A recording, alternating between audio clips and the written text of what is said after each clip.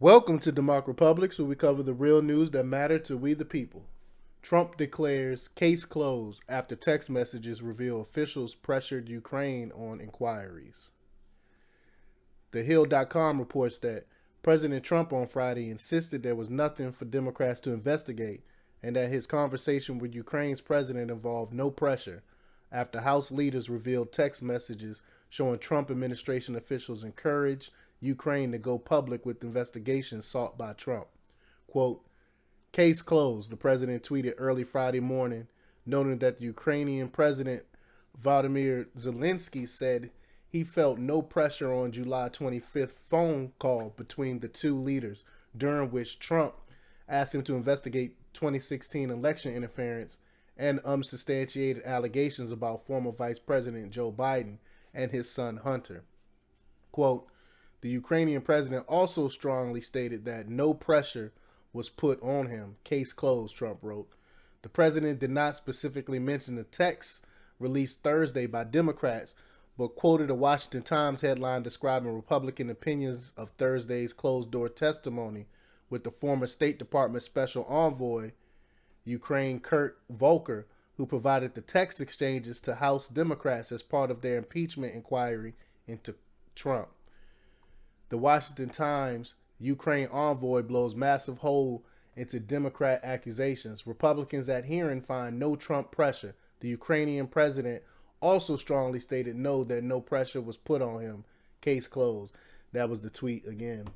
Late Thursday, three House committees revealed text exchanges showing Trump officials indicating to Ukraine that a Washington meeting between Trump and Zelensky would be contingent on Ukraine launching investigations related to the 2016 election and the Ukrainian energy company that former Biden son Hunter worked for. They also showed Trump administration officials wanted Ukraine to make a public declaration about investigations related to the 2016 and Burisma, the Ukrainian energy company. At one point, a top Ukrainian embassy official, Bill Taylor, raises concerns about military aid being withheld from Ukraine for help with political investigations. The text messages do not explicitly mention Biden, but certainly multiple references to Burisma. But they leave it out. They didn't put the whole text message in there because now we received the full text messages where the person that was actually at the meeting with the president who was there, he stated that that there was no quid pro quo whatsoever.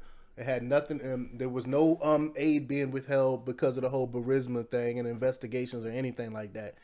But they conveniently, Washington Post conveniently left that part.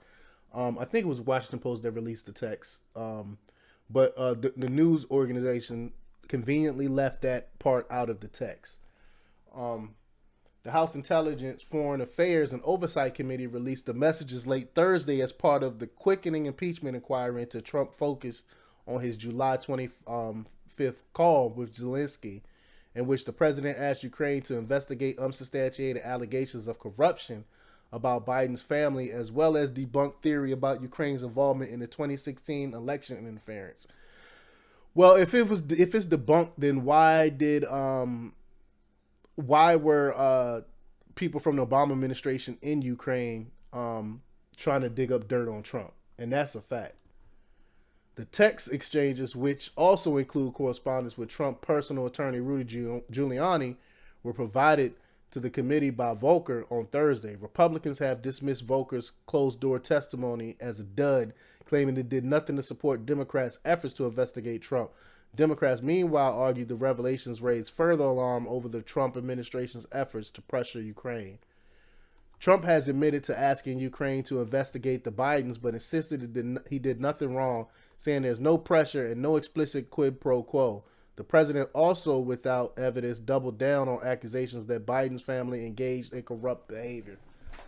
Who wrote this piece at the Hill? Because this is just inaccurate.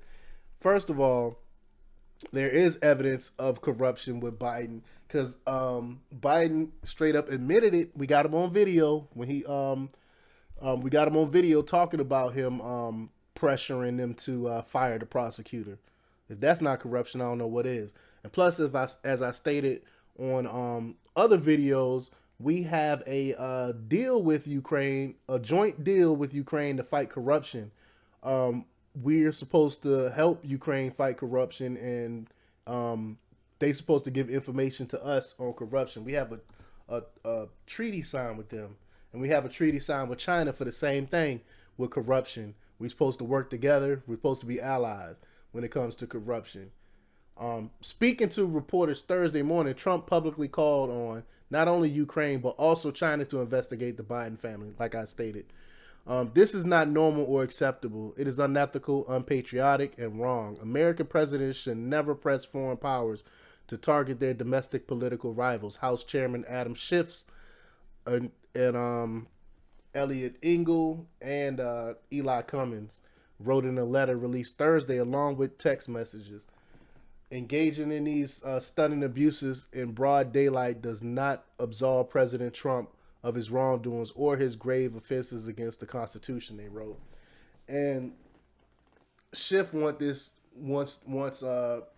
the impeachment to go on because he's been implicated in working with some shiesty people over there in the Ukraine, and it's just, this whole thing is just despicable, the way they take this stuff and leave stuff out on purpose to make it look like someone's trying to do something nefarious instead of just putting out the whole text messages. But this is what they do. This is par for the course. But let me know what you think. Leave your comments down below. Like, share, and subscribe. And check out DEMOCREPUBLIX.com for the latest in news. Until next time. We live in a real nightmare.